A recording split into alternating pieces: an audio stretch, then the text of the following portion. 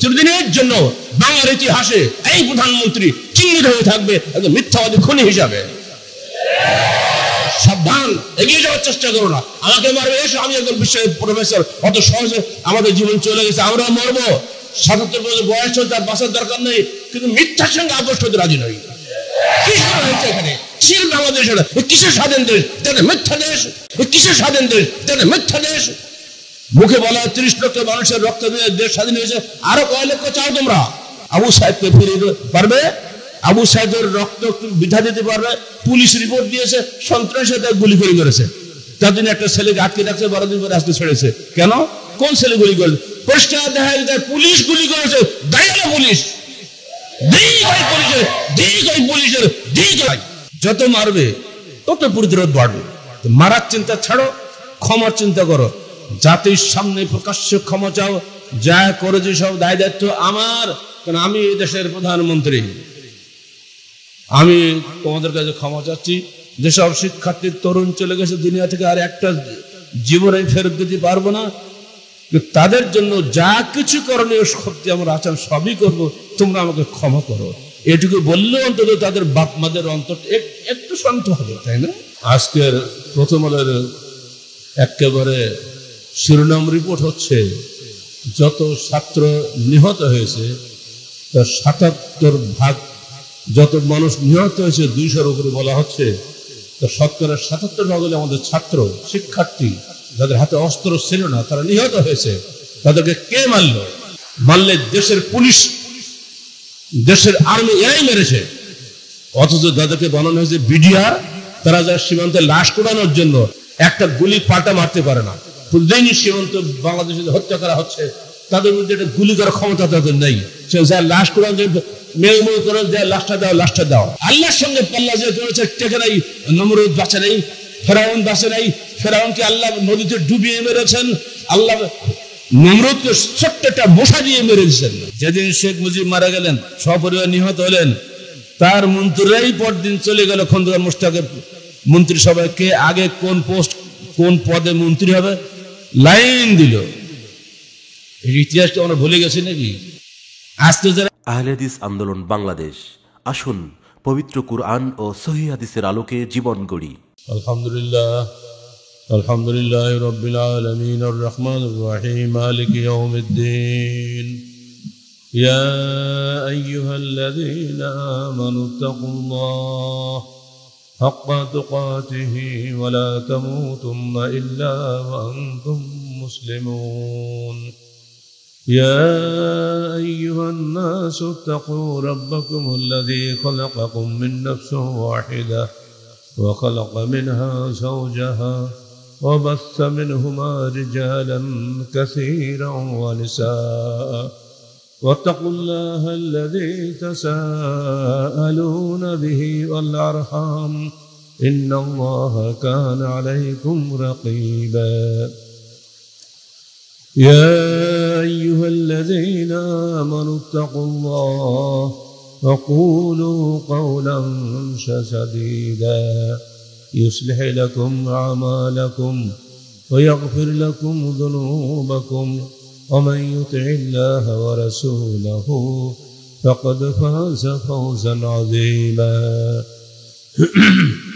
أما بعد فقد قال الله تعالى في الكلام المجيد فأعوذ بالله السميع العليم من الشيطان الرجيم.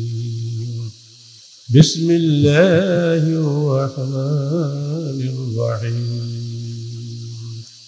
من قتل نفسا بغير نفس أو فساد في الأرض كأنما قتل الناس جميعا ومن أحياها كأنما أحيا الناس جميعا. যাবতীয় হামদ সানা আল্লাহ রাব্বুল আলামিনের জন্য এবং যাবতীয় দরুদ সালাত শেষ নবী মুহাম্মদ রাসূলুল্লাহ সাল্লাল্লাহু আলাইহি ওয়াসাল্লামের জন্য। ফেলানি লাশ পড়ে থাকলো কাঁটাতারের বেড়ার উপরে, সারা দুনিয়া দেখলো, অথচ এখন বিচার হয় নাই। এই আধিপত্যবাদী শক্তির লোকেরাই এখানে সব কাজ করছে, অথবা আমাদের সরকার এগুলি করছে নিজে। আর এই জন্য আমি ধন্যবাদ দেই আমারই মধ্যে একজন অধ্যাপক, জাহাঙ্গীরনগর বিশ্ববিদ্যালয়ের মহিলা অধ্যাপিকা নাহার সুলতানাকে, তিনি তার নিজের রুম থেকে প্রধানমন্ত্রীর ছবি নামিয়ে দিয়েছেন। তিনি পরিষ্কার বলেছেন এই সমস্ত হত্যাকাণ্ডের জন্য দায়ী হলো এই প্রধানমন্ত্রী।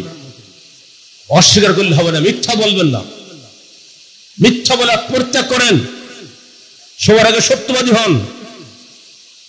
একটু আগেই আয়াতটা বললাম,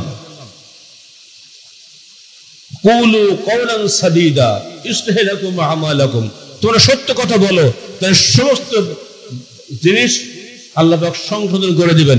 মিথ্যা বললে আরো বেশি পাপী হবে। একটা মিথ্যা বলার পাপ, একটা ছাত্র হত্যা করার পাপ। নিরীহ নির্দোষ ছাত্ররা দিয়েছিল একটা কোটা সংস্কার আন্দোলনের জন্য। কি সে কোটা?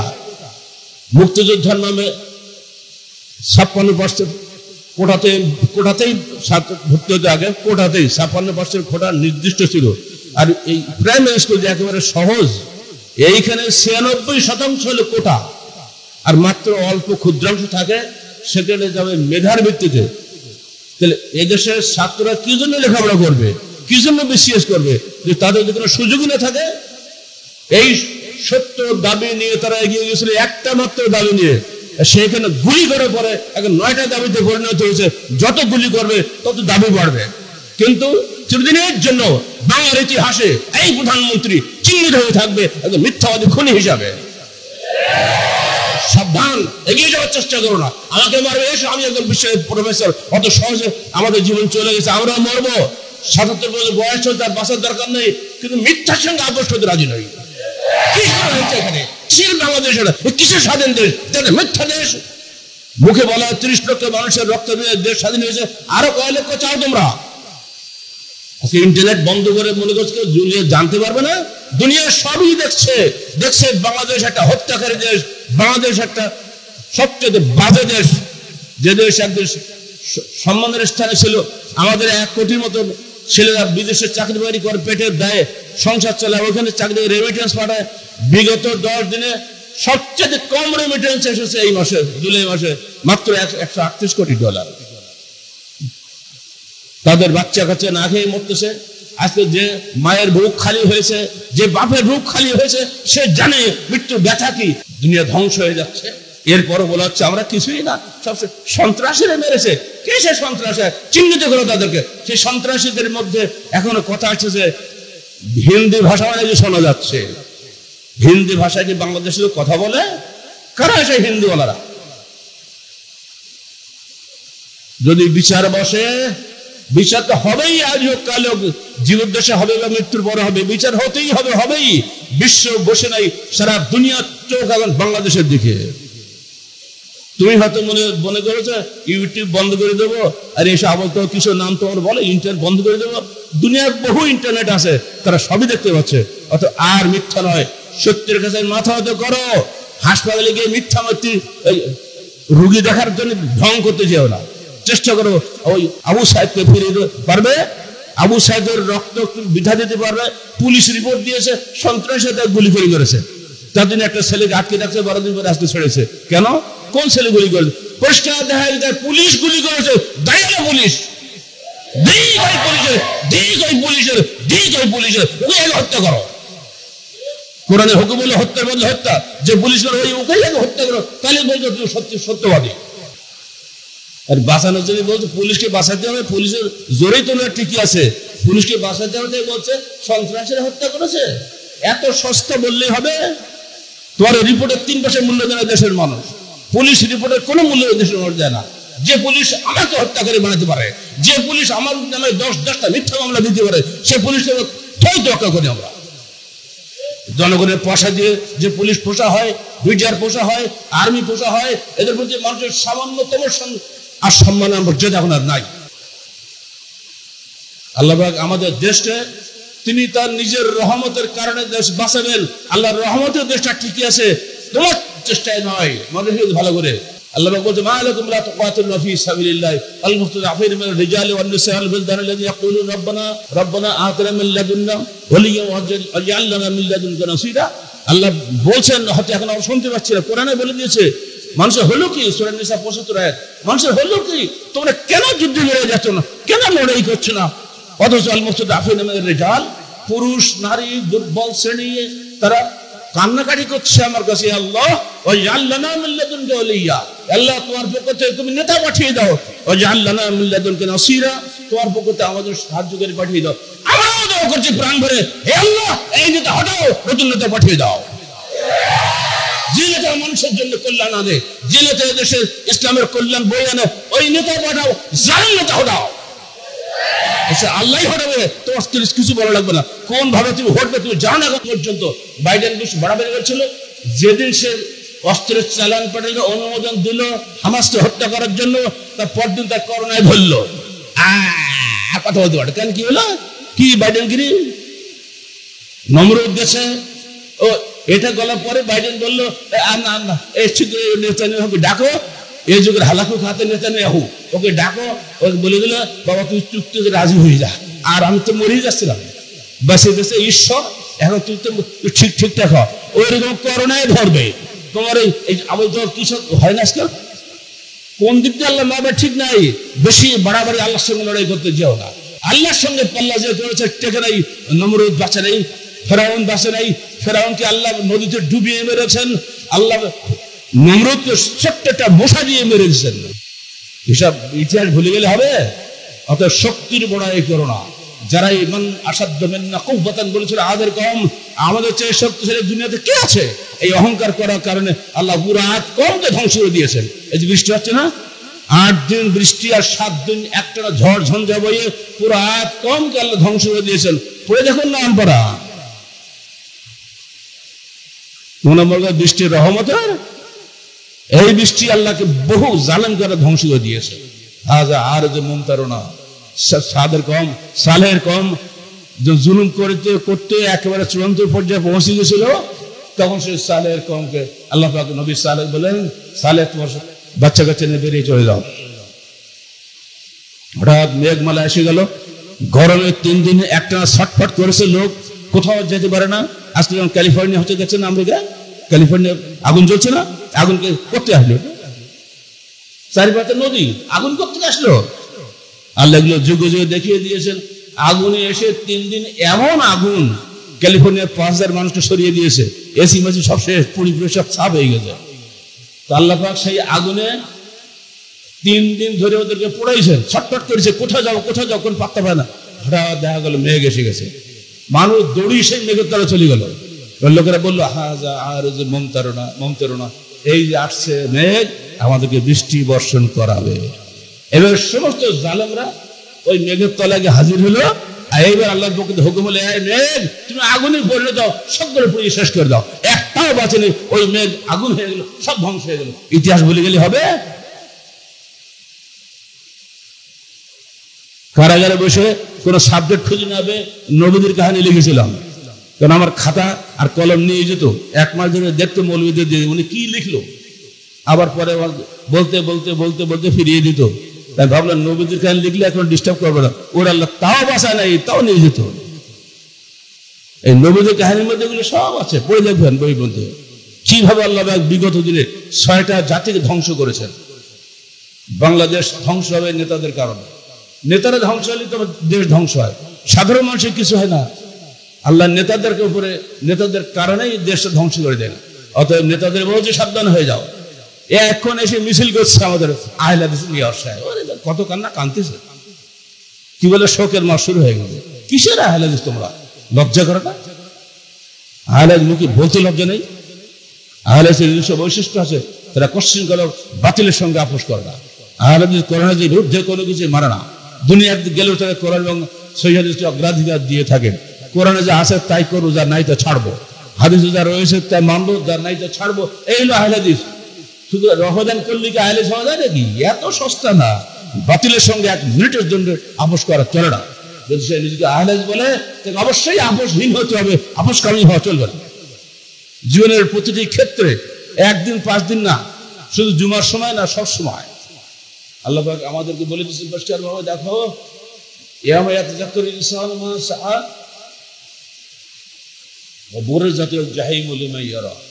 فأما من طغى وآثر الحياة الدنيا فإن الجحيم هي المأوى وأما من خاف مقام ربه ونهى النفس عن الهوى فإن الجنة هي المأوى সূরা আবাসা 35 থেকে 41 আয়াত।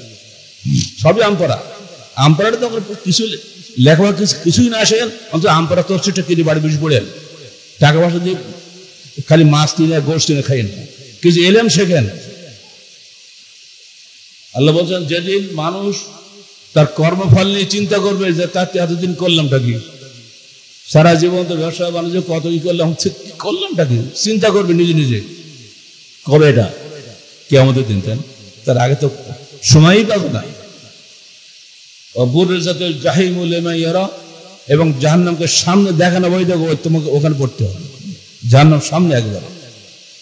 ফাআম্মা মান তাগা, দুনিয়াতে যে ব্যক্তি সীমালঙ্ঘন করেছিল, ওয়া আসারাল হায়াতাদ দুনিয়া, এবং দুনিয়াবী জীবনকে অগ্রাধিকার দিয়েছিল, ফাইনাল জাহিম হিয়াল মাওয়া, ওই যে জাহান্নাম, ওটা তোমার ঠিকানা। একদম চাক্ষুষ দেখানো হয়। আল্লাহ পাক বাণীচিত্র অঙ্কন করে বান্দাকে আগেই শুনিয়ে দিয়েছেন, সাবধান বান্দা, বাড়াবাড়ি করো না, সীমালঙ্ঘন করো না। দুনিয়া তোমার জন্য বেশি দিনের জন্য নয়, কদিন পরেই তোমার চোখ বন্ধ হয়ে যাবে, সব শেষ হয়ে যাবে। অতএব সাবধান। ওই যে ওই দেখা যাচ্ছে জাহিম, জাহান্নাম। ওয়া আম্মা মান খাফা মাকাম রাব্বিহি ওয়া নাহা আন-নাফসা আনিল হাওয়া, বিপরীত হলো যারা আল্লাহর দণ্ডমান প্রতি মুহূর্তে ভয় করে, আমি যা করছি আল্লাহ কেন আছে, এই যে কথা বলছে আল্লাহ শুনছেন। ওয়া আম্মা মান খাফা মাকাম রাব্বিহি ওয়া নাহা আন-নাফসা আনিল হাওয়া, এবং প্রবৃত্তি পূজা থেকে যে নিজেকে বিরত রাখে, যে না মন যা চায় তাই করবো, এ থেকে যে নিজেকে বিরত রাখে, ফাইনাল জান্নাত হিয়াল মাওয়া, জান্নাত তার ঠিকানা হবে।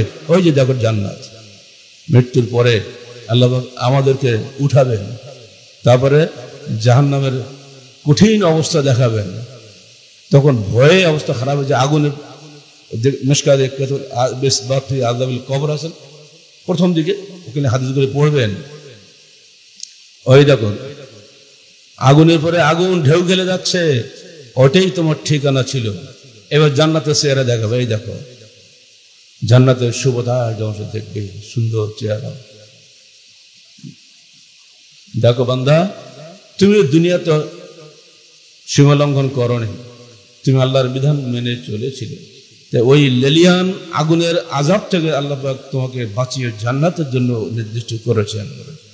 আল্লাহ পাক যেন আমাদের সবাইকে জান্নাতি হওয়ার তৌফিক দান করেন। কিন্তু জাহান্নাম দেখানো হবে, কিন্তু আমাদেরকে জাহান্নাম দেখানো হবে কি কঠিন আযাব থেকে তোমরা বেঁচে গেলে। আজকে একটাই কাজ, দুনিয়াতে সে দুটা বৈশিষ্ট্য অর্জন করে এসেছিল। জাহান্নামীদের দুটি বৈশিষ্ট্য, সীমালঙ্ঘন ও দুনিয়া পূজা। দুনিয়া দুনিয়া দুনিয়া, টাকা ছাড়া সে কোনো কাজই করবে না। এই লক্ষণ যাদের মধ্যে আসে, সে বুঝবে সে জাহান্নামী, টাকা রেখে কবরে যাবে। আর জান্নাতীদের দুটি বৈশিষ্ট্য হলো সর্বাবস্থায় আল্লাহ ভীতি, নফসের পূজা হতে বিরত থাকা। প্রতিটি কাজে সে আল্লাহকে ভয় করতে আসছে। এটাকে হাদিসে আসে, এটা কি জায়েজ না না জায়েজ, হারাম না হালাল, এই যে যাচাই বাছাই করা কি জন্য করে? শুধু জান্নাতের কারণে তো করে, আল্লাহর ভয়। ও আম্মা মান খাফা রাব্বিহি জান্নাতান, সূরা রহমান আছে। একটা জান্নাত আল্লাহ, যে ব্যক্তি প্রতি মুহূর্তে আল্লাহকে ভয় করে তার জন্য দুইটা জান্নাত হবে। আলহামদুলিল্লাহ, আর দুটা দরকার নেই, আল্লাহ একটা দাও। জান্নাতে দুটা বৈশিষ্ট্য কি? আল্লাহ ভীতি এক নম্বর, দুই নম্বর নফসের পূজা হতে বিরত থাকা, মন যা চায় তাই করবো, এটা নয়। মন তো শয়তান, শয়তান তো প্রতি মুহূর্তে আপনার খারাপ দিকে নিয়ে যাবে। একটু ভেজাল দিলে দাম এত বেশি পাবো, মাছের ওজনে একটু যদি পানি বেশি করে দিতে পারি, ওরে বাবা চকচকে দেখা যাবে, দাম বেশি হয়ে যাবে।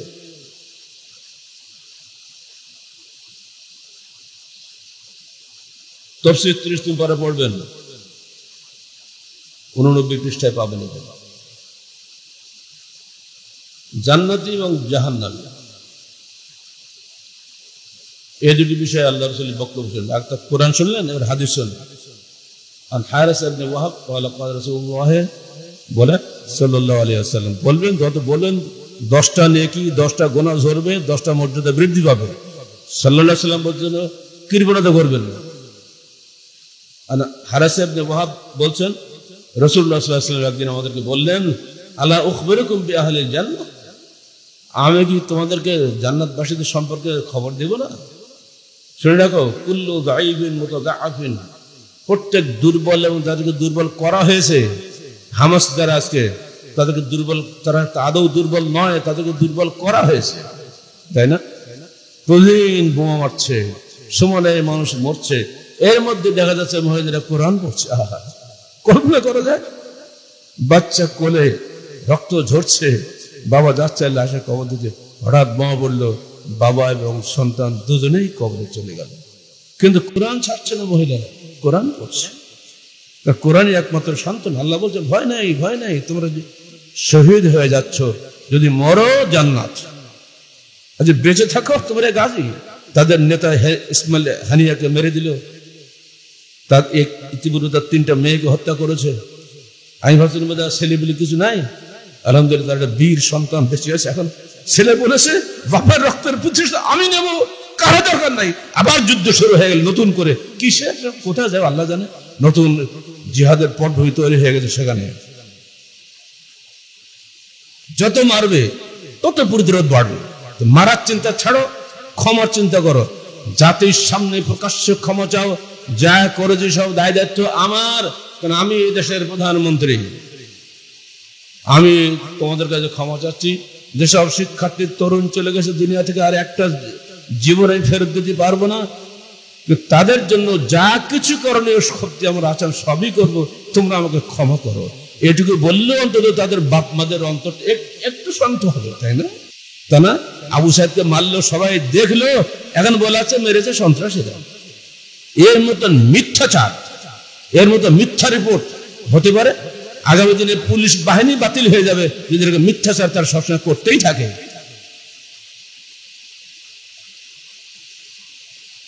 জয়ীফ মুতাযাআফ, যারা দুর্বল এবং দুর্বল করা হয়েছে, এটা হলো জান্নাতীদের দুনিয়াবী লক্ষণ। লাউ আকসামা আলাল্লাহ লাবাররাহু, যদি তারা আল্লাহর নামে কসম করে আল্লাহ তাকে মুক্তি দিয়ে দেন।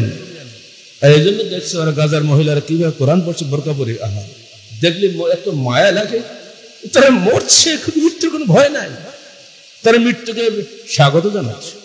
যখন আমি নওগাঁ কারাগারে ছিলাম, তোর কুয়েত থেকে একটা পত্রিকা বের হয়, সে পত্রিকা ছেলেরা আমাকে পাঠিয়েছিল, আরবি পত্রিকা। সেখানে দেখলাম 90 সালে কথা, এটা দৈনিক মৃত্যুর মিছিলের মধ্যে গাজায় 40,000 ছেলে মেয়ে হাফেজ হয়েছে। চিন্তা করতে পারেন? আমরা তো আরামে খাচ্ছি, ঘুমাচ্ছি, আমরা হাফেজ হতে পারি না। হাফেজের যে মর্যাদা আল্লাহর কাছে আছে, সে মর্যাদা কারণ নাই। এই জন্য আমি নিজের সবসময় দুঃখ করি, আমি কেন হাফেজ হলাম না? কেন আমার আশপাশে কোনো প্রতিষ্ঠান ছিল না, হাফেজ পরিবেশ লাগবে তো, সে পরিবেশ ছিল না বলে আমি হতে পারি নাই। কিন্তু কারাগারে গিয়ে 38 বার কোরআন খতম করেছি, অর্ধেক কোরআন আমার হেফজ এমনি হয়ে গেছে। কিন্তু হাফেজের মর্যাদা কি? আল্লাহ পাক বলবেন কি আমাদের, হে হাফেজ কোরআন পড়তে যাও, কোরআন পড়তে থাকো, পড়তে পড়তে একেবারে যেখানে শেষ হবে ওইখানে তোর মর্যাদা শেষ হবে। সুবহানাল্লাহ, এত উচ্চ মর্যাদা কার হবে না? হাফেজের বাপ মারও ঠিক একইভাবে মর্যাদা বাড়বে। আমাদের কি মর্যাদা? তোমরা যে ছেলেকে হাফেজ করেছিলে, হাফেজ করার জন্য তাকে চেষ্টা করেছিলে, এজন্য ওই ছেলের সঙ্গে তোমাদের মর্যাদা বিরুদ্ধ হয়ে গেল। আল্লাহ পাক এই মর্যাদা অধিকার আল্লাহ আমাদের করেন, আমার এই ছেলে, আমাদের ছেলেকে আমরা হাফেজ করিয়েছি। এটা কিন্তু দারুণ একটা নেকির কাজ। যতই তুমি জুলুম করো, মুসলমান ছেলে হাফেজ হবেই হবেই হবেই, কেউ ঠেকাতে পারবে না। কোরআন হলো একমাত্র সান্ত্বনার স্থল। কোরআনকে বাদ দিয়ে মুসলমান এক পা বাড়াতে পারে না। কোরআনের চাইতে বড় সান্ত্বনা কোথাও নাই। আর কোরআন বুঝতে হবে আমাদের, আমরা বাংলা ভাষী, এজন্য আমরা কোরআনের বাংলা অনুবাদ এবং তফসির করে দিয়েছি। এখন আল্লাহ কদিন হায়াতে রাখবো জানি না, চেষ্টা চালিয়ে দিয়ে সবসময় কোরআনের খেদমতই আমরা সবসময় আছি। আপনারা চেষ্টা করবেন কোরআন পড়ার জন্য। কিছুই না বোঝেন, সকালে না বুঝেও যদি কোরআন পড়ে তা তো নাকি ব্যাপার। প্রতি হরবে কত? 10 নাকি না? আর রমজানে তো 700 নাকি, হিসাব নিকাশ নাই। আল্লাহ আমি নিচে দেবো, আমি আসছি, আমি তোমাদের নেকি দেবো, দেখি কোনো হিসাব নিকাশ নাই। না বুঝে পড়েন তাও ভালো, অনুধাবন করলে আরো ভালো, কোরআন অনুধাবন। এবার 2 নম্বর, আল্লাহ উখবিরুকুম বিআহলিন নার, আমি কি তোমাদেরকে জাহান্নামীদের সম্পর্কে খবর দিব না? কুল্লু উতুল্লিন জাওয়াজিন মুস্তাকবিরিন, বুখারী মুসলিম হাদিস। প্রত্যেক অন্যায় কাজে ঝগড়াকারী, আমাদের দেশের নেতারা অন্যায়ের পক্ষে ঝগড়া করছে না, কি সব দেয় আপনার টকশো নাকি কচু বলে, সেখানে যারা যাচ্ছে সব মিথ্যাবাদ, একেবারে ডাহা মিথ্যাবাদ। আর ও হেড একজন বসে আছে, এরাই অন্যায়ের পক্ষে ঝগড়া করছে। যতই বলো কেউ শোনে, দেখতে পাচ্ছে যে কে মারছে। জব্বাস, কৃপণ, নিজের পয়সা খরচ করে না। যেদিন শেখ মুজিব মারা গেলেন, সপরিবার নিহত হলেন, তার মন্ত্রীরাই পরদিন চলে গেল খন্দকার মোশতাকের মন্ত্রিসভায়, কে আগে কোন পোস্ট কোন পদে মন্ত্রী হবে লাইন দিল। এই ইতিহাসটা আমরা ভুলে গেছি নাকি? আজকে যারা আপনার পক্ষে টকশো লম্বা বক্তৃতা করছে, অবস্থা পরিবর্তন হলে ওরাই যে দৌড়ে যাবার বিরোধী পক্ষে, বাবা আমার মন্ত্রিত্বের অভ্যাস আছে, আমাকে এই মন্ত্রী বানাও, আমার অভিজ্ঞতা আছে। কেউ আপনার সাথে থাকবে না। অতএব সাবধান। সেই সময়ের স্পিকার মালেক উকিল ওকালতি করেনি, কোন মালেক উকিল তো লকব হয়ে গেছে। লন্ডন এয়ারপোর্টে নেমেই বলছে বাংলাদেশের ফেরাউনটা ধ্বংস হয়েছে। ইনি দুদিন আগে তার নেতার প্রশংসায় গীত গাইতো না। স্পিকার মানে বোঝেন তো, সংসদের নেতা। যে জায়গায় নেতা মরেছে, এইবার চলে গেছে। ও মরার সময় লন্ডনে যাচ্ছেন, বিমানে ছিলেন, নেমেই বলছে বাংলাদেশের ফেরাউনটা ধ্বংস হয়ে গেছে। আগে ছিল একেবারে নিজের লোক, এবার হলো ফেরাউন। অতএব কেউ আপনার সঙ্গে নাই, যিনি সর্বোচ্চ দায়িত্বে আছেন, সরকার প্রধান। বাবা সাবধান হও, সাবধান হও মহিলা, তুমি সাবধান। আর আজিত করো না, যথেষ্ট হয়েছে। মুস্তাকবির, অহংকারী, আত্মম্ভরী। আমি এত বড়, আমি এ কন্যা সে কন্যা, গণতন্ত্রের মানুষ কন্যা, অগ্নিকন্যা, বঙ্গবন্ধু কন্যা। কন্যা মনে হবে না, কিছু লাভ হবে না। এই অহংকার বন্ধ করো। আত্মম্ভরী লোকদের কোনো রেহাই নেই। সবচেয়ে বেশি পাপী হবে বেনফসি, যে ব্যক্তি আত্মম্ভরী, সেই সবচেয়ে নিকৃষ্ট হাদিসের ভাষায়। এই বিষয়ে হাদিসগুলো শুনলাম, একটা হাদিস গেল, আরেকটা আসা। আর ইবনে মাসউদ قال قال رسول الله صلى الله عليه وسلم لا يدخل الجنة من كان في قلبه مثقال ذرة من كبر। কখনোই ওই ব্যক্তি জান্নাতে প্রবেশ করবে না যে ব্যক্তির হৃদয়ে একটা জাররা পরিমাণ অহংকার আছে। فقال رجل, একজন লোক উঠে দাঁড়িয়ে বলল, হে আল্লাহর রাসূল, আমরা যদি ভালো জুতা পায়ে দেয়, নতুন জুতা, নতুন জামা গায়ে দেই, তো মনে একটু অহংকার অহংকার সৃষ্টি হয়, এটা কি অহংকার হবে? জবাব আসছে, ফকাল ইন্নাল্লাহ জামিল ইউহিব্বুল জামাল। আল্লাহ নিজে সুন্দর, তিনি সৌন্দর্য পছন্দ করেন। অতএব ভালো কাপড় পরাও চলবে, এটা কোনো অহংকার নয়। আজকে জুমার দিন ভালো কাপড় পরে আসেন নেই, কেউ কি গামছা গায়ে আসেন নেই, মসজিদে কেউ তো আসে না। এটা অহংকার নয়। আল্লাহ নিজে সুন্দর, তিনি সৌন্দর্য পছন্দ করেন। ইন্না ইউরু আসার নামতি, তিনি চান তো তার নিয়ামতের প্রভাব বান্দার দেহে তিনি দেখতে চান। কিন্তু মনে রেখে আল কিবরু বাতারুল হককে গমতেন নাস। অহংকার হলো হককে, সত্যকে তুচ্ছ তাচ্ছিল্য করা এবং মানুষকে তুচ্ছ জ্ঞান করা। অহংকার হলো সত্যকে দম্ভের সাথে প্রত্যাখ্যান করা। যে যাই বলুক, আমি বলছি এটাই সত্য, তো সব বাদ। জি না, সত্যকে দম্ভের সাথে প্রত্যাখ্যান করা, মানুষকে তুচ্ছ জ্ঞান করা। অনেক সময় একটা সাধারণ লোক পর্যন্ত এমন কথা বলে, বড় নেতারা তো বলতে পারে না, চিন্তা করেও বলতে পারে না। এই জন্য মানুষ যে যেটাই বলে খেয়াল করতে হবে। জ্ঞানীদের কাজ হলো ওখান থেকে ওটা গ্রহণ করে তার ভিত্তিতে কাজ করা। عن أبي هريرة رضي الله عنه قال قال رسول الله صلى الله عليه وسلم من كانت له مظلمة لأخيه من عرضه أو شيء فليتحلله منه اليوم قبل أن لا يكون دينار ولا درهم। যে ব্যক্তি কোন তার ভাইকে জুলুম করে, তার সম্মানের উপরে হোক বা অন্য কোনো বিষয়ের উপরে হোক,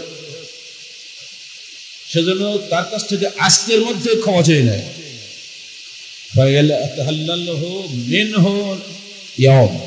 মানে আজকে যেদিন বলেছো ওই দিন তার কাছে হাত ধরে ক্ষমা চাও, বাবা আমি ভুল করে ফেলেছি, আমি দিরহাম, সেদিনের আগে যেদিন কোনো দিনের ও দিরহাম থাকবে না, অর্থাৎ কিয়ামতের দিনের আগে, মৃত্যুর পরে এখন আগে আমার কিয়ামত হয়ে যেতে পারে, তাই না? ইন কান লাহু আমালুন সালিহ ওয়াখাযা আমরুহু বিকদরি মাযলামাতিহি, সেদিন যদি যে ব্যক্তি গালি দিয়েছে তার যদি কোনো নেকি থাকে, ওই নেকিটা কাফারা হিসেবে নিয়ে নেওয়া হবে তার কাছ থেকে। তোমার টাকা দিতে পারবো না, তো নেকিটা নিয়ে নেওয়া হবে। ওয়াইল্লাম ইয়াকুল্লাহু হাসানাতুন উখিযা মিন সাইয়্যাতি সাইলিহি ফাহুমুল আলাইহি, আর যদি তার কোনো নেকি না থাকে এবং খারাপ লোক তখন নেকি নাই, খালি বদ আর বদ, তাহলে তার ওই যে ব্যক্তি মজলুম তারও তো অনেক গুনাহ আছে না, সে গুনাহগুলো সব নিয়ে তাকে দিয়ে দেবে। তাহলে দেখা যাবে ওই ব্যক্তির আমলনামায় আর কোনো গুনাহ থাকবে না, সে জান্নাতে চলে যাবে। অথবা ওই ব্যক্তির আমলনামায় শুধু গুনাহই থাকবে, আমলে নেকি কিছুই থাকবে না, ততরে হাফিন নয়, সে জাহান্নামে চলে যাবে। অতএব নেকির পাহাড় নিয়ে আপনি করেছেন, হজ করেছেন, উমরা করেছেন, সালাত আদায় করেছেন, জুম্মা পড়ে সবই করেছেন, কিন্তু অন্যায় করার কারণে আপনার নেকিগুলো সব নিয়ে নেবে ওই ব্যক্তি যার বিরুদ্ধে আপনি অন্যায় করেছেন, ফলে আপনার আমলনামা খালি হয়ে যাবে, আপনি হয়ে যাবেন নিঃস্ব। এই হাদিস, এই যে তিনটা মনে রাখবেন, আশা করি এটুকু আমাদের যথেষ্ট হবে, আরগুলো বাদ দিলাম। পবিত্র কোরআনের হুকুম আগেই বলছি, যে ব্যক্তি বিনা কারণে কোন রকম বিশৃঙ্খলা ছাড়াই কাউর উপরে জুলুম করে, হত্যা করে কাউকে, সে অবশ্যই কিয়ামতের দিন চরমভাবে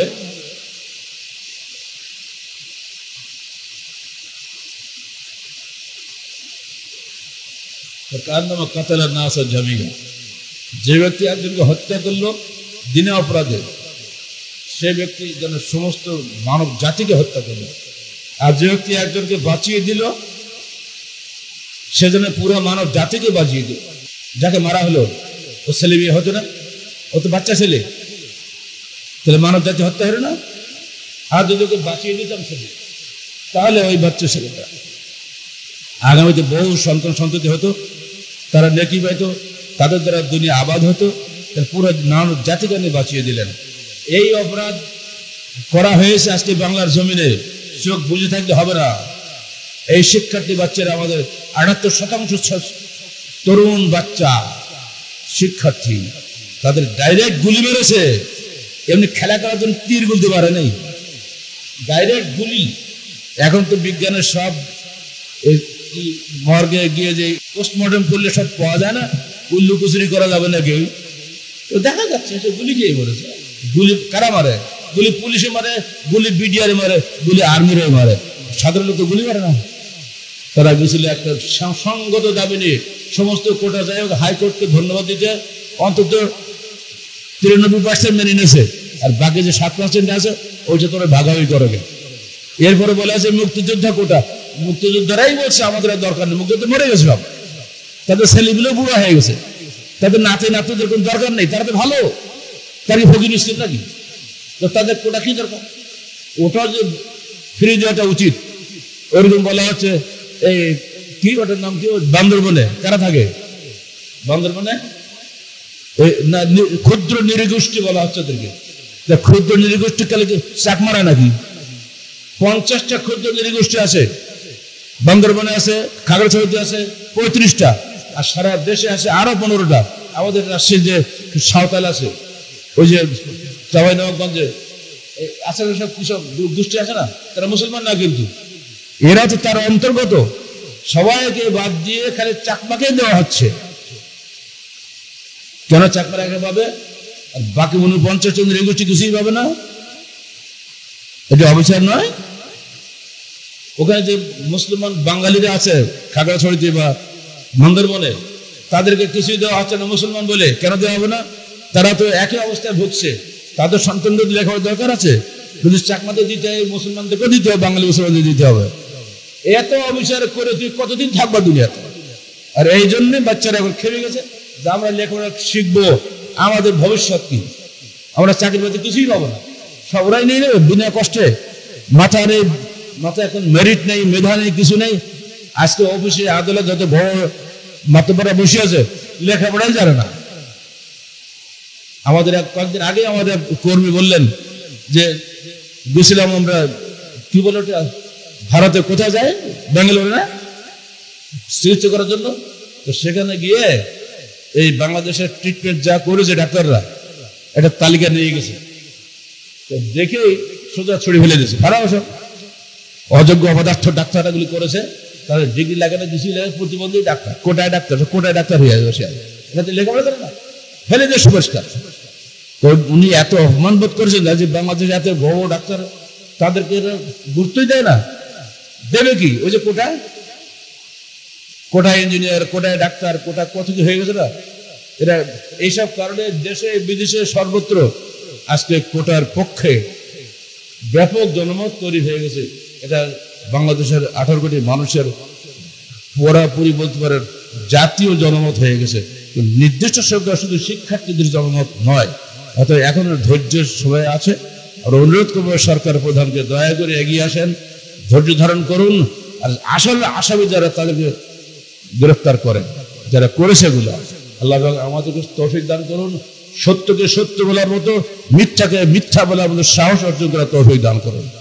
আকুলু কওলি হাযা আস্তাগফিরুল্লাহ লি ওয়া লাকুম ওয়া লিসাইরিল মুসলিমিন। আলহামদুলিল্লাহ নাহমাদুহু ওয়া নাস্তাঈনুহু ওয়া নাস্তাগফিরুহু ওয়া নু'মিনু বিহি ওয়া নাতাওয়াক্কালু আলাইহি ওয়া নাউযু বিল্লাহি মিন শুরুরি আনফুসিনা ওয়া মিন সাইয়্যাতি আ'মালিনা। মান ইয়াহদিহিল্লাহু ফালা মুদিল্লা লাহু ওয়া মান ইউদ্লিল ফালা হাদিয়া লাহু।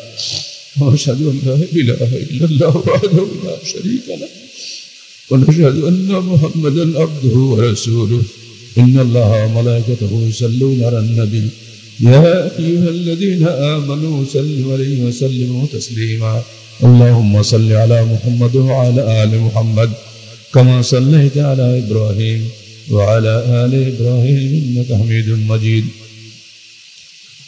কোটা সংস্কার আন্দোলনে যেসব বাচ্চারা নিহত হয়েছে, তাদের এই হত্যাকাণ্ড বন্ধ করার জন্য এবং দেশের সুমতি অর্জন করার জন্য আমরা আল্লাহর কাছে আজকে কুনুতে নাজেলা পড়ব। আল্লাহ তুই বাংলার উপর থেকে গজব উঠিয়ে নাও, শান্তি দাও। আপনারা প্রস্তুত থাকবেন। রুকুর পরে কিন্তু ইমাম সাহেব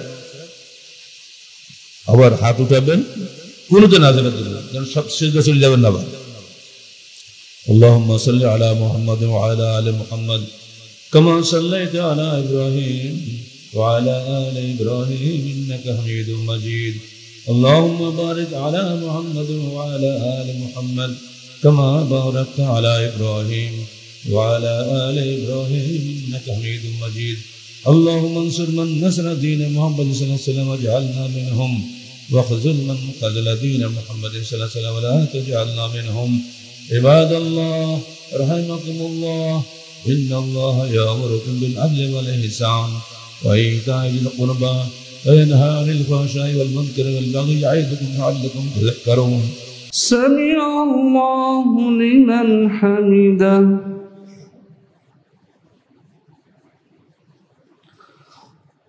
اللهم اغفر لنا وللمؤمنين والمؤمنات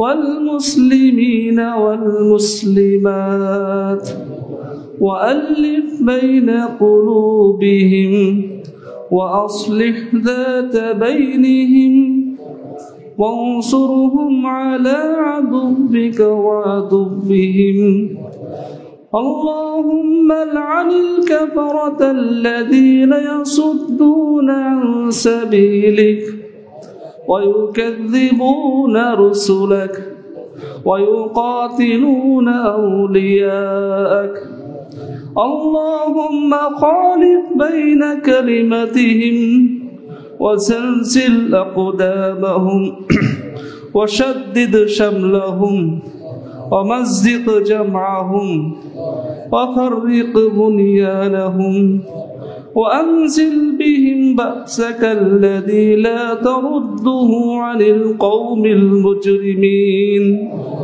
وأنزل بهم بأسك الذي لا ترده عن القوم المنافقين وأنزل بهم بأسك الذي لا ترده عن القوم الظالمين اللهم إنا نجعلك في نحورهم ونعوذ بك من شرورهم اللهم إنا نجعلك في نحورهم ونعوذ بك من شرورهم اللهم إنا نجعلك في نحورهم ونعوذ بك من شرورهم اللهم اشدد وطأتك على جنود المنافقين اللهم انصر من نصر دين محمد صلى الله عليه وسلم واجعلنا منهم واخذل من خذل دين محمد صلى الله عليه وسلم ولا تجعلنا منهم سبحان ربك رب العزة عما يصفون وسلام على المرسلين والحمد لله رب العالمين الله أكبر